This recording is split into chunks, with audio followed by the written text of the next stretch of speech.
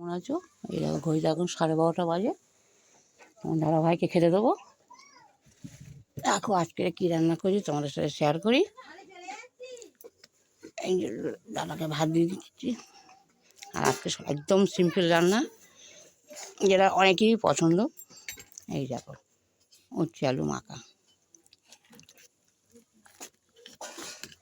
এই উচ্ছে আলু মাখা দাদা মাখাই দিচ্ছি।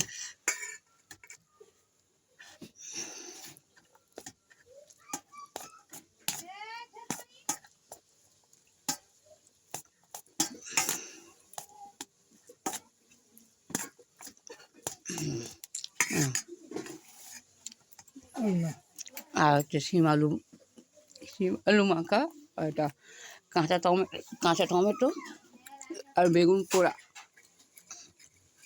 দুপুরে খাওয়া। আর